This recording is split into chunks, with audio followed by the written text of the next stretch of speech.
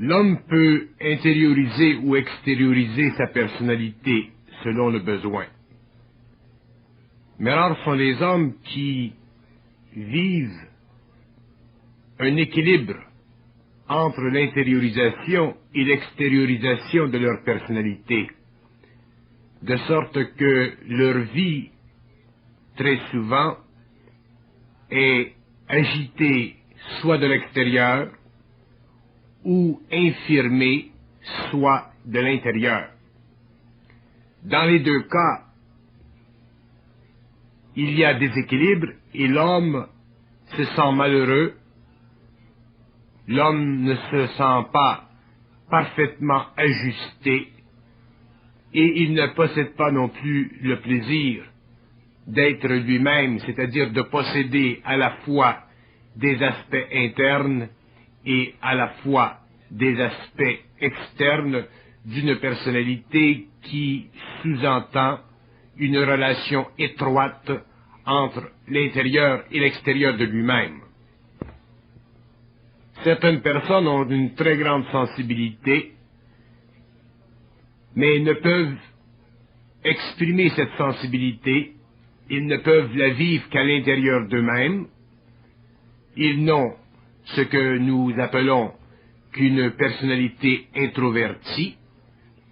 Et ceci est malheureux parce que souvent ces êtres ont une grande capacité de sentir, de ressentir. Mais malheureusement, ils sont infirmés par le fait qu'ils ne peuvent pas rendre à l'extérieur d'eux-mêmes cette grande sensibilité.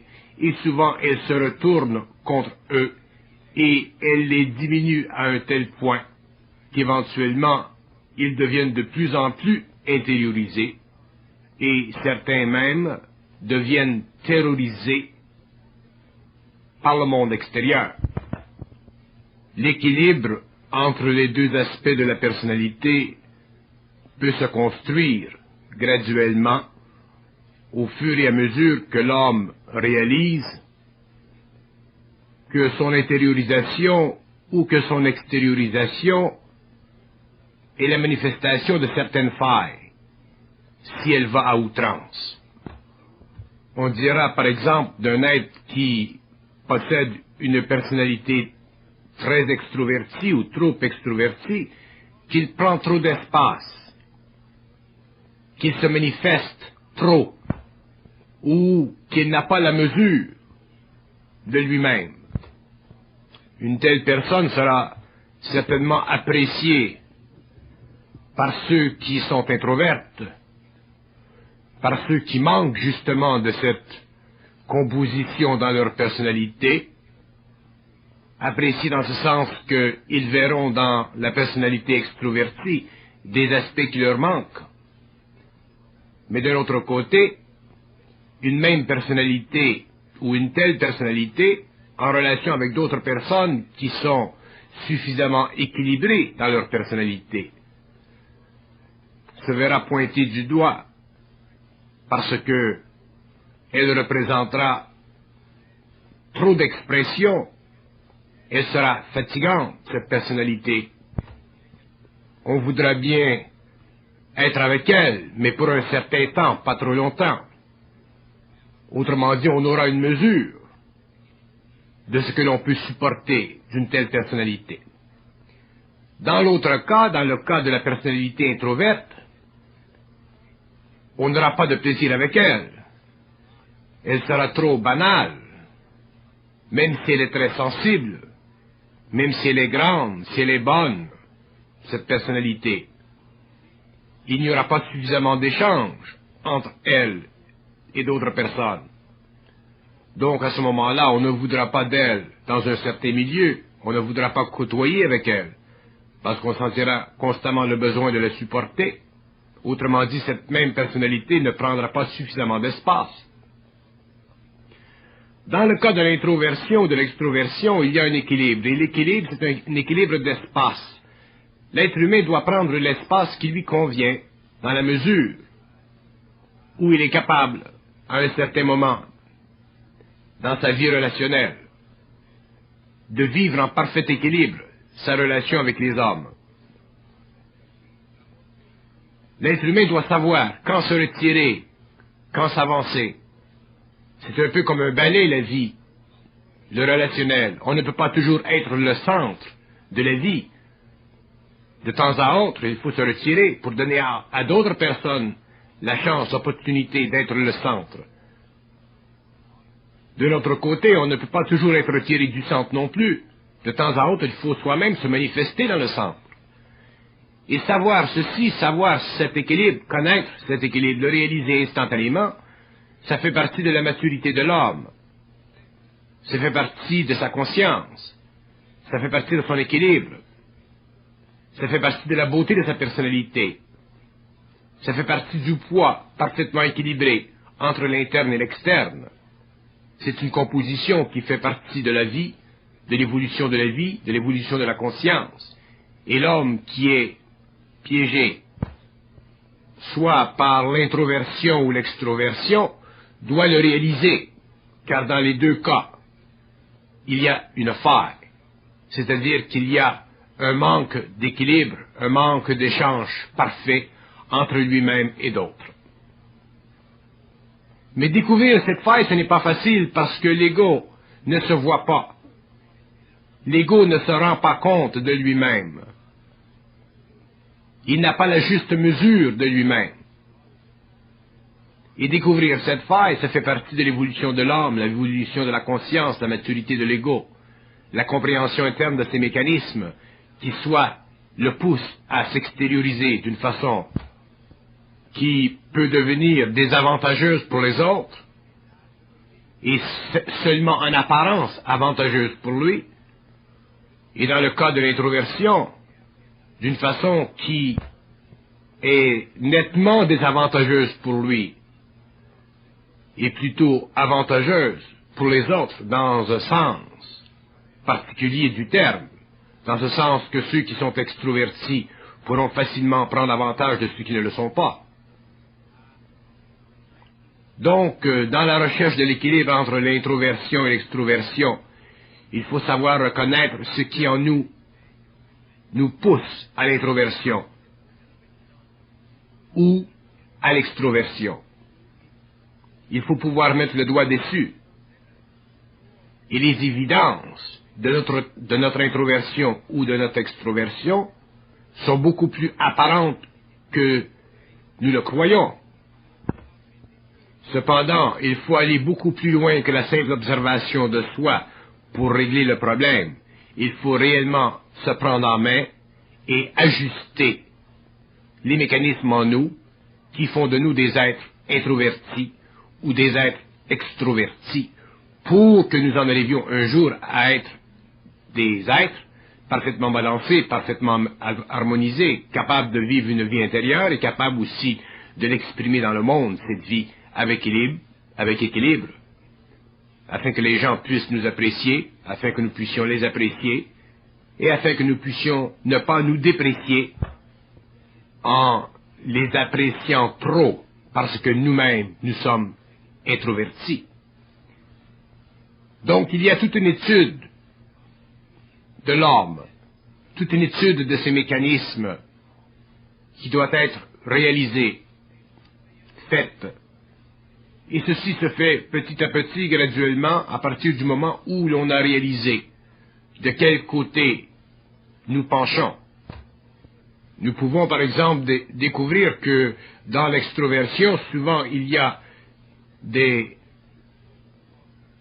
mécanismes d'orgueil, de vanité, qui ont tendance à nous projeter vers l'extérieur, à faire de nous des clowns, à faire de nous des êtres avec panache. Dans le cas de l'introversion, nous voyons des êtres qui sont trop simples, trop naïfs, qui n'ont pas suffisamment de fierté.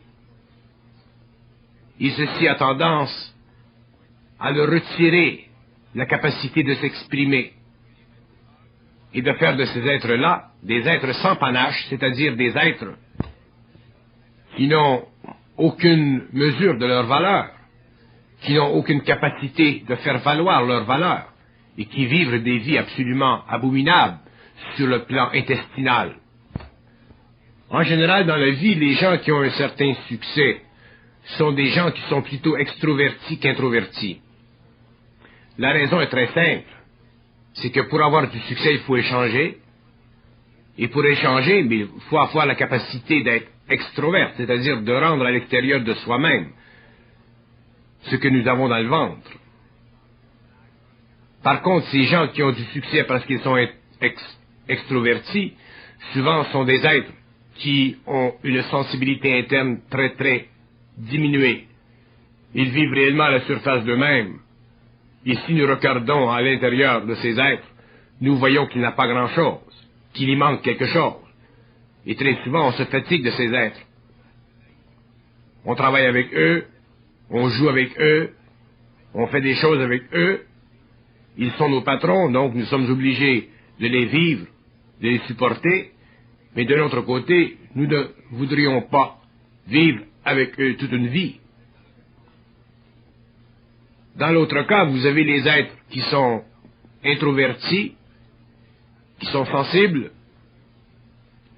qui ont une grande couleur interne, qui souffrent, qui voient ce qui se passe dans le monde et qui n'en reviennent pas, et qui ne sont pas capables de trafiquer avec le monde, parce que dans leur passé, il y a eu trop d'expériences qui leur ont enlevé la capacité d'être un peu plus forts d'eux-mêmes, enracinés en eux-mêmes, pris d'une conscience d'eux-mêmes qui aurait pu les rendre un peu plus extériorisants.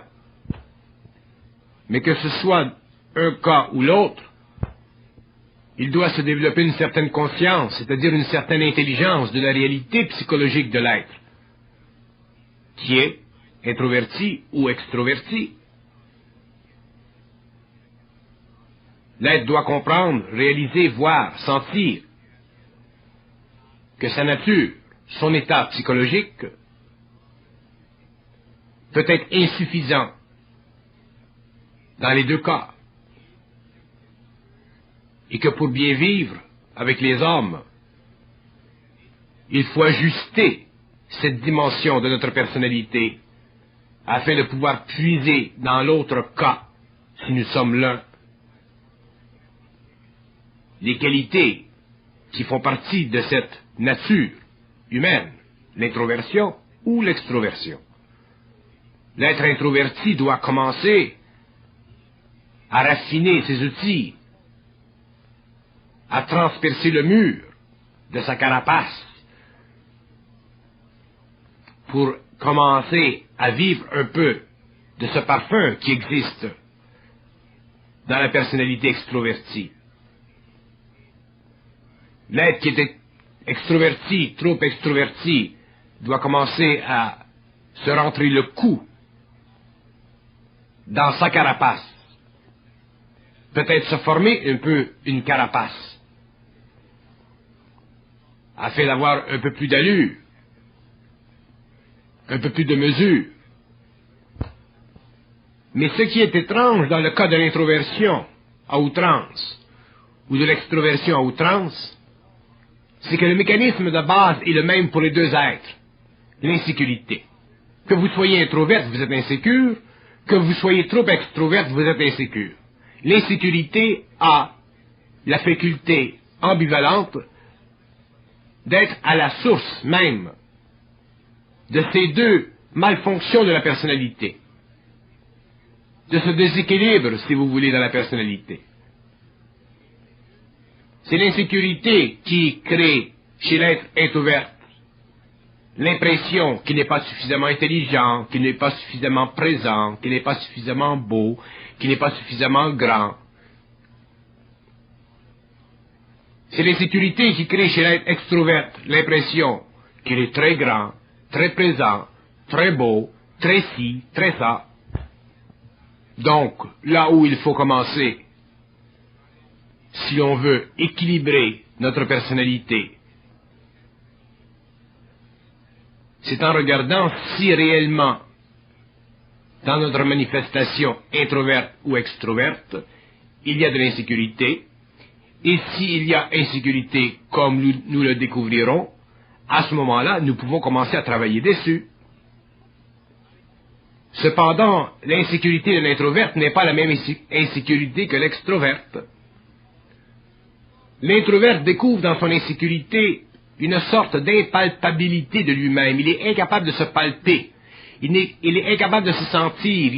Il est incapable de se mesurer. Il est incapable de se prendre concrètement, de se saisir concrètement.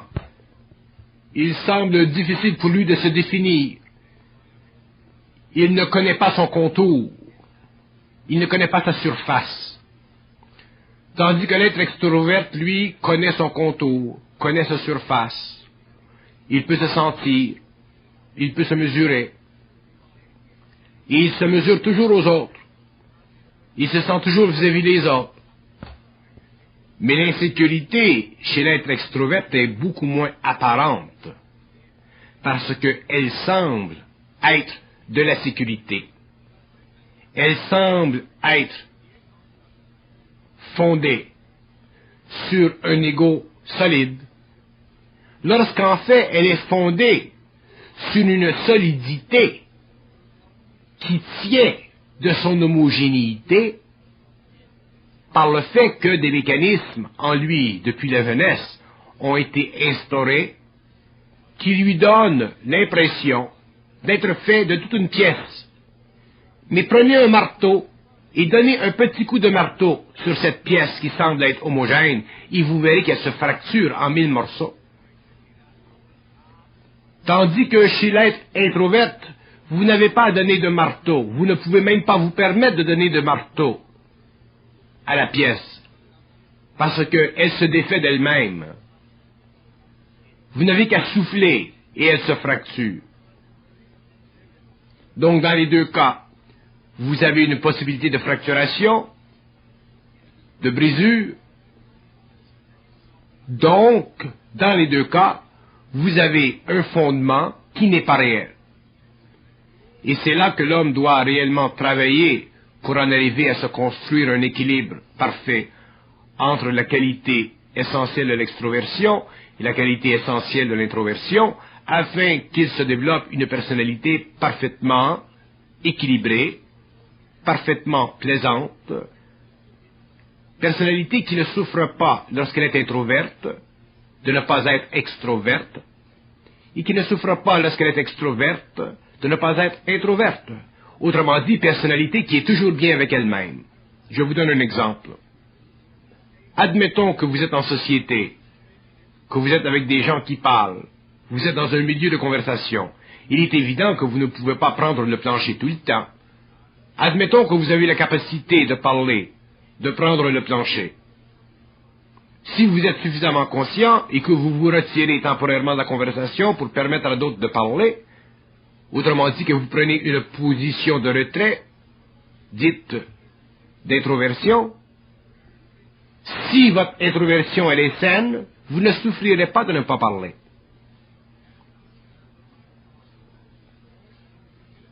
Et dans le cas opposé, c'est la même chose.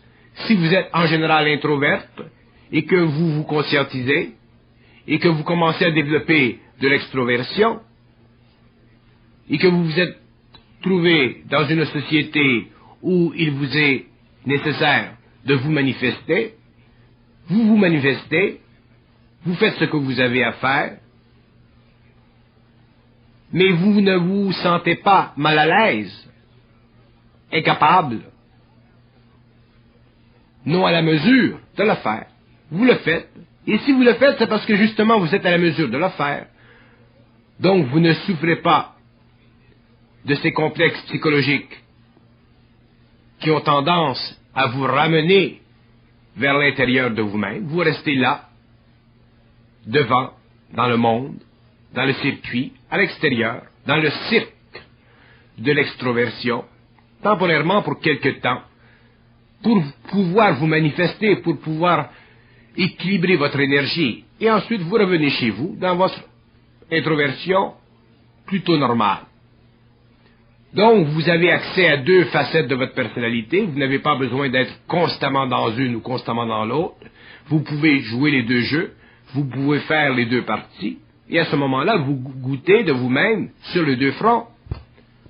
Ce ne sont jamais les gens autour de vous qui vous rendent introverte. De la même façon que ce ne sont jamais les gens autour de vous qui vous rendent extroverte. Ce sont les mécanismes intérieurs à vous-même, fondés sur l'insécurité, qui font de vous des êtres introvertis ou extrovertis. Tout part de vous. Il ne faut pas oublier que nos personnalités, telles que nous les avons, telles qu'elles ont grandi au cours des années, sont des personnalités qui ont été créées de façon mécanique. C'est-à-dire qu'il y a eu des forces en nous, des forces sociales, des forces morales, des forces spirituelles, qui ont donné à nos personnalités une certaine tendance vers l'introversion ou vers l'extroversion. Mais ces forces mécaniques, elles peuvent être renversées, elles peuvent être comprises, étudiées, vérifiées. Ce qui est positif dans ces forces mécaniques, nous pouvons le garder, mais nous ne sommes pas obligés de le subir. La personne, par exemple, qui a eu une très bonne éducation, qui a eu une bonne formation, qui a eu suffisamment de chance pour avoir des parents qui ont veillé à ce qu'elle grandisse bien, ainsi de suite, et qui se retrouve à un certain âge avec une personnalité plutôt extrovertie, cette personne n'est pas obligée, parce qu'elle a eu, d'imprimer en elle toutes ses forces mécaniques, elle n'est pas obligée d'en subir les conséquences. Elle peut utiliser l'aspect positif de ses forces mécaniques et faire de sa personnalité, de son expression, quelque chose de grand, quelque chose d'harmonieux, quelque chose de synthétique, quelque chose de réel. De la même façon, la personne qui a eu une petite éducation, qui a eu un petit passé, qui n'a pas eu la chance réellement de se mesurer dans le monde, ou de voir éclore son talent naturel, cette personne doit réaliser qu'il y a en elle de la sensibilité, des choses, des pièces de résistance qui ont une très grande valeur dans le monde extériorisé.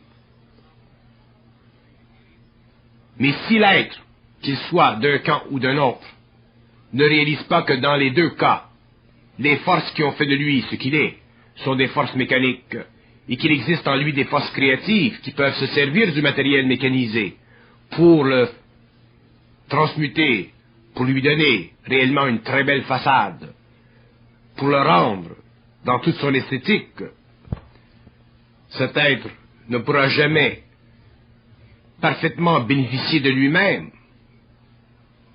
Il ne pourra jamais être parfaitement en équilibre avec le monde. Il ne pourra jamais être parfaitement bien dans sa peau. Il sera malheureux toute sa vie, parce que dans un cas ou dans un autre, il ne se manifestera pas à la mesure de son intelligence créative. Donc il y aura toujours en lui des lacunes. Et un jour, l'homme doit en arriver à ne plus sentir ces lacunes. Il doit en arriver un jour à se sentir plein, non pas être plein de lui-même, mais être plein en lui-même, non pas être vide de lui-même, mais être plein de lui-même, dans le cas de l'être intériorisé. Mais cet équilibre ne peut être fondé que sur l'observation de soi et de sa relation avec les autres.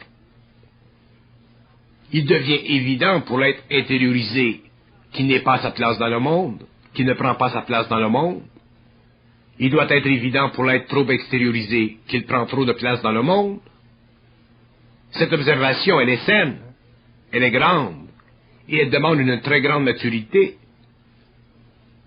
Elle demande beaucoup de maturité. Parce que l'être intériorisé qui s'observe et qui voit qu'il ne prend pas sa place dans le monde, au lieu de la prendre, cette place, il va s'intérioriser encore plus, parce qu'il aura l'impression qu'il n'est pas capable de la prendre, lorsqu'en fait il est capable de la prendre. C'est très facile de prendre sa place dans le monde, on n'a qu'à la prendre. Dans le cas de l'être extériorisé, c'est la même chose. Il prendra trop de place dans le monde, et il ne verra pas qu'il prend trop de place dans le monde. Et pourtant, c'est facile de voir qu'on prend trop de place dans le monde. On n'a simplement qu'à regarder. Mais Regardez avec quel œil? Non pas avec l'œil de l'introverti ou l'œil de l'extroverti. Celui qui est extroverte doit regarder qu'il prend trop de place dans le monde avec l'œil de l'introverte. Celui qui est introverte doit regarder qu'il ne prend pas sa place dans le monde avec l'œil de l'extroverte. Donc, nous devons changer d'œil. Nous ne pouvons pas utiliser nos yeux parce que nos yeux ne font pas partie de l'autre personnalité ou de l'autre aspect ou de l'autre volet de la personnalité dont nous avons besoin pour être parfaitement équilibrés. Il faut changer d'outil. Et nous avons en nous les deux yeux. Nous avons l'œil de l'introverte et nous avons l'œil de l'extroverte. Et nous devons savoir que nous possédons ces deux yeux. Parce que dans la conscience, il y a toujours deux yeux.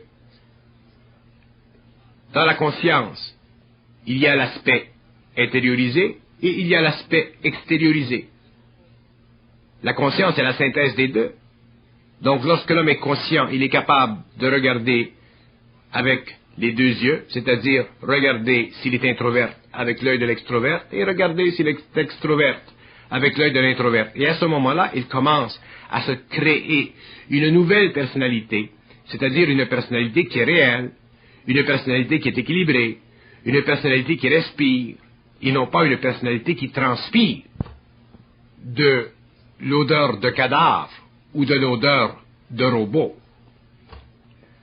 L'introversion est une impuissance créative de l'esprit à travers l'ego. L'extroversion est une surcharge de l'esprit à travers l'ego. C'est à l'ego d'ajuster cette énergie. C'est à l'ego de se prendre en main. C'est à lui de réaliser qu'il faut monter le voltage dans un cas et le diminuer dans un autre, puisque c'est l'ego qui, en fin de tout, est responsable de son état mental, de son état émotionnel, de son état humain, de son état de vie.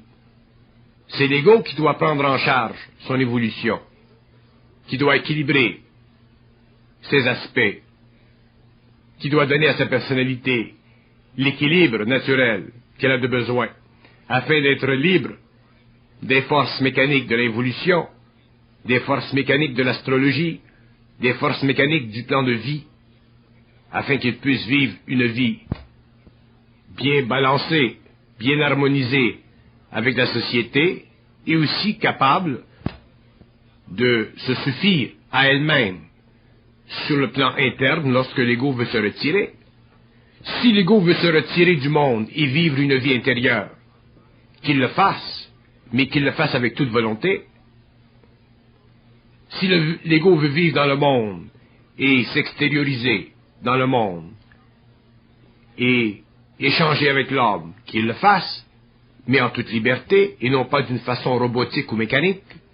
Dans les deux cas, l'ego est libre de vivre une vie intérieure ou une vie extérieure, mais il doit la vivre, cette vie, d'une façon parfaitement équilibrée, si elle doit être pour lui l'essence manifestée de son esprit, au lieu de n'être que la représentation mécanique des forces de vie qui ont programmé sa descente dans la matière, et qu'un jour il devra contrôler s'il veut être un être libre, un être créateur, un être bien ajusté dans la vie et avec les hommes.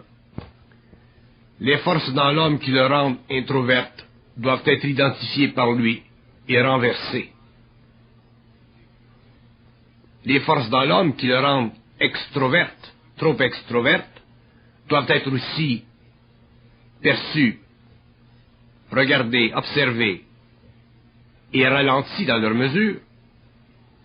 C'est à l'homme lui-même de voir, de s'observer, de prendre connaissance de sa propre comptabilité, de voir ce qui, dans sa vie, peut lui créer des désarrois, sinon à lui-même, aux autres. Dans le fond, qu'est-ce que c'est la personnalité? C'est le médium dont se sert l'esprit pour donner à l'ego une certaine joie de vivre. C'est à travers la personnalité que l'esprit vibre dans l'ego. Et c'est à travers l'ego que la personnalité peut être ajustée qu'elle peut être amenée à un perfectionnement. Parce qu'il y a trop de force dans la vie de l'homme qui empêche que l'esprit travaille directement à travers l'ego pour créer une personnalité parfaite. Donc c'est à l'ego de voir, de regarder, de mesurer, de comptabiliser ces aspects sur le plan de la personnalité et d'ajuster ces aspects. Ce n'est pas le travail de l'esprit, c'est le travail de l'homme. L'esprit, c'est de l'énergie. Il est là. Il y a des mécanismes dans la personnalité qui bloquent le mouvement de cette énergie. Donc c'est à l'ego à voir, à ce qu'il y ait de l'ordre. Dans son atelier, l'homme ne vient jamais au monde avec une personnalité parfaite. Mais il vient au monde avec la capacité de la rendre parfaite, cette personnalité. Et c'est la fonction de la conscience.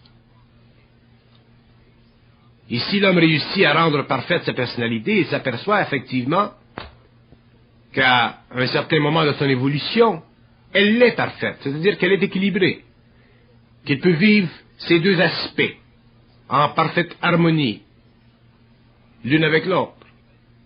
Il se sent bien alors dans sa peau. Il se sent bien avec les hommes. La fonction de la personnalité, c'est d'aider au transfert de l'énergie de l'esprit pour rendre l'ego créatif, pour rendre l'ego adaptable à toutes les possibilités de vie sur la Terre. Cette fonction de la personnalité, elle est très importante et l'homme doit réaliser l'importance de cette fonction.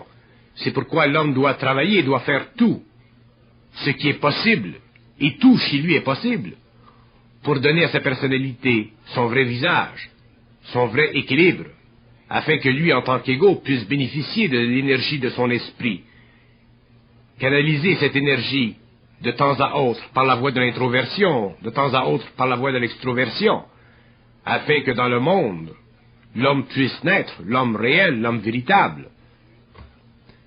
L'être qui est introvert doit s'observer dans son inaction, dans son manque de pulsion, dans son incapacité. Il doit renverser cette inertie. Il doit faire quelque chose pour se rendre expressif. L'être extrovert doit observer son enthousiasme. Il doit observer sa nervosité psychologique. Il doit observer sa tendance à vouloir prendre trop d'espace. Ceci fait partie de l'étude d'une ou de l'autre personnalité. Il y a des règles de jeu dans la vie qui sont immuables. Et ces règles sont représentées par ce que nous pouvons appeler l'équilibre. En fait, qu'est-ce que c'est l'équilibre? C'est ni trop de quelque chose, et ni trop d'une autre chose. Un être moindrement sensible, moindrement intelligent, moindrement conscient, peut sentir le déséquilibre dans son action ou dans son inaction. S'il est suffisamment conscient, s'il est suffisamment présent, il le verra, ce déséquilibre, et à partir du moment où il le voit, il doit être capable de travailler dessus. Mais s'il laisse glisser l'occasion, elle glissera encore demain, et après-demain, et après-demain, et avec les années, il deviendra un être totalement déséquilibré, c'est-à-dire trop extroverti ou trop introverti. Il sera malheureux. Il ne voudra pas naturellement admettre son malheur, parce qu'il dira, s'il est introverti, « Ah, moi je suis bien comme ça ». Il dira, s'il est trop extroverti, « Ah, moi je suis bien comme ça ». Mais on est toujours bien dans ce que l'on ne connaît pas, qui pourrait nous rendre mieux. C'est un peu comme les gens qui n'ont jamais voyagé, qui disent « Ah, mais moi je suis bien chez nous. Moi je n'ai pas besoin de voyager dans le monde, c'est tout pareil. » Mais un jour, vous leur donnez un ticket d'avion pour aller quelque part, je ne sais pas, moi, à Paris, en Afrique, au Tibet, n'importe où. Et ils reviennent changés, ils ne sont plus les mêmes. Et si vous leur demandez, ah, c'est pareil dans le monde, c'est pareil comme chez vous à Saint-Lin, ils vont dire, non, non, non, c'est vrai, c'est merveilleux, il y a des choses étranges qui se passent. Donc l'homme dans son intériorité ou dans son extériorisation, il vit un peu le même phénomène. Il ne connaît pas le bien-être de l'intériorisation ou il ne connaît pas le bien-être de l'extériorisation. Autrement dit, il est pauvre d'expérience, même s'il a l'impression d'être riche de son patrimoine. Un homme doit être bien dans sa personnalité, il doit être heureux dans sa personnalité, il doit aimer sa personnalité. Il ne doit pas être dans l'illusion de l'aimer ou dans l'illusion de ne pas être bien avec elle. Peut-être que vous, parce que vous êtes extroverte, que vous avez la gueule fendue jusqu'aux oreilles, que vous vous aimez bien comme ça, mais ce n'est pas parce que vous vous aimez bien comme ça que les autres vous aiment comme ça. De la même façon que peut-être vous ne vous aimez pas comme ça. Et par contre, les autres peuvent voir qu'il y a en vous quelque chose de rassurant, d'aimant, de sensible. Mais si vous n'avez pas la chance de bénéficier de votre sensibilité parce que vous ne pouvez pas la rendre dans le monde, à ce moment-là, vous êtes privé de vous-même. Ça, c'est le cas de l'introverti. Ici, parce que vous êtes plein de vous-même et que vous avez tendance à prendre beaucoup d'espace dans le monde et que les gens autour de vous se fatiguent de votre trop plein d'énergie, à ce moment-là, vous manquez d'une relation avec le monde qui pourrait vous permettre de vous fatiguer moins et d'être plus apprécié. L'introversion est une déformation de l'émotivité. L'extroversion est une déformation de la mentalité. Donc, ce sont deux phénomènes particulièrement différents. Chez l'introverte, l'émotivité ne se canalise pas bien. Chez l'extroverte, la mentalité se manifeste trop. L'émotivité à outrance, ou débalancée, c'est la chambre à gaz de l'homme s'il ne réussit pas à se libérer de ses puissantes émanations. La mentalité inférieure, la mentalité débalancée, déformée, c'est l'exécution publique de l'homme s'il ne réussit pas à la dompter, à la mener sous son contrôle. Personne ne sera perdant de vous si vous ne réussissez pas à extrovertir votre énergie et à la rendre dans le monde. De l'autre côté, personne ne sera enrichi de vous si vous passez votre temps à les tartiner de votre énergie extrovertie. Chaque homme dans la vie veut sa place, chaque homme dans la vie a sa place, chaque homme dans la vie doit trouver sa place. Et personne ne veut enlever à l'autre sa place, mais personne ne veut que l'autre lui enlève sa place. Il doit y avoir un équilibre entre les personnalités humaines. Et dans le cas de l'homme qui se conscientise, ce besoin d'équilibre devient inévitablement essentiel et vital à la cohésion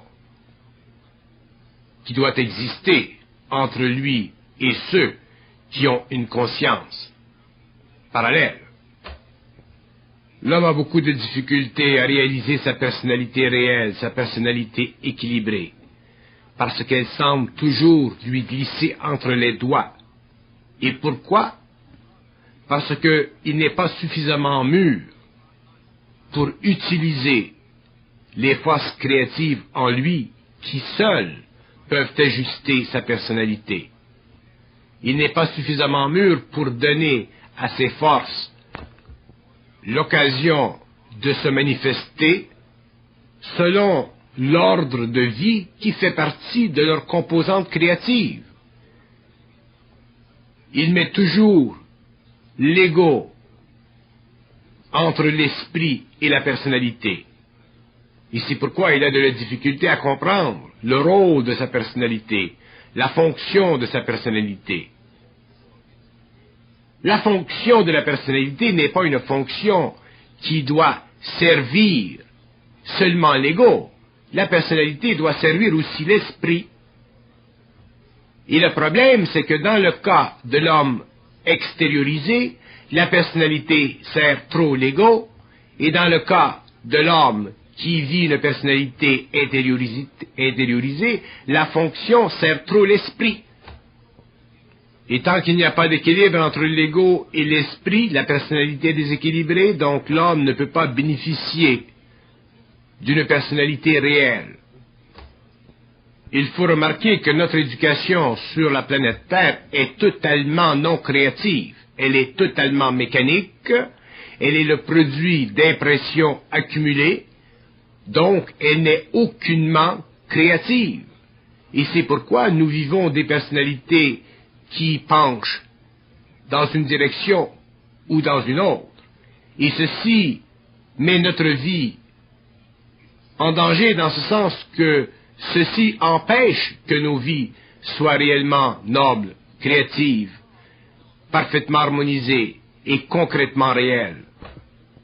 Regardez ce qui vous rend introverti et vous verrez que c'est lié directement à votre passé. De la même façon, regardez ce qui vous rend extroverti et vous verrez que c'est lié à votre passé.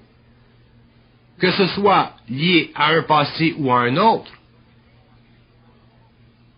ça ne fait pas partie de votre présent, donc ça ne fait pas partie de votre esprit, de la convénience dont a besoin l'esprit, c'est-à-dire la canalisation de lui-même à travers l'ego.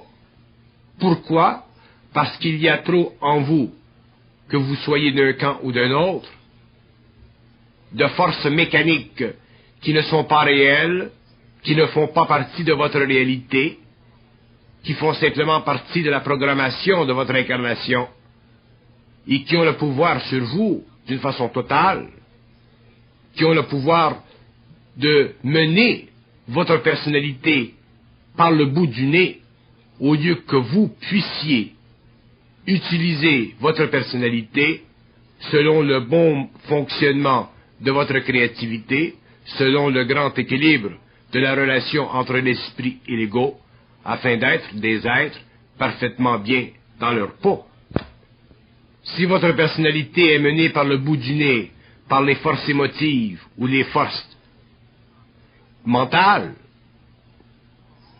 il est temps que vous commenciez à prendre le contrôle sur ces forces, que vous regardiez les sortes d'émotions ou les sortes d'attitudes mentales qui font de vous des êtres incapables de bénéficier parfaitement de leur créativité à travers des personnalités qui doivent être le point de jonction entre l'esprit et l'ego, au lieu d'être simplement un pontage entre l'ego et les aspects émotifs et mentaux de votre qualité psychologique.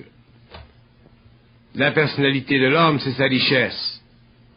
Sa vraie richesse ou sa fausse richesse. Mais c'est sa richesse. C'est avec sa personnalité qu'il vit.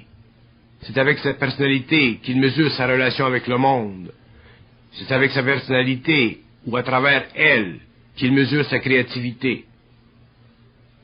Donc l'homme a un très grand besoin de se développer une personnalité réelle, de prendre en main les forces qui l'amènent par le nez et la rendre introvertie ou extrovertie, très souvent à outrance. Nous retrouvons encore le principe de la polarité dans l'introversion et l'extroversion, et nous ne voyons pas le principe de la synthèse, qui ne peut être créé par l'observation nette de nos déficiences et le réajustement de ces déficiences en fonction d'un équilibre. Mais il faut faire aussi attention aux attitudes, parce que si vous êtes trop introverti et que vous voulez devenir un peu plus extroverti, il ne faut pas que vous alliez trop loin dans l'extroversion, sinon ça deviendra évident que vous faites un effort suprême pour passer d'un camp à un autre, et ce sera une évidence qui ne sera pas intéressante, harmonieuse et réelle.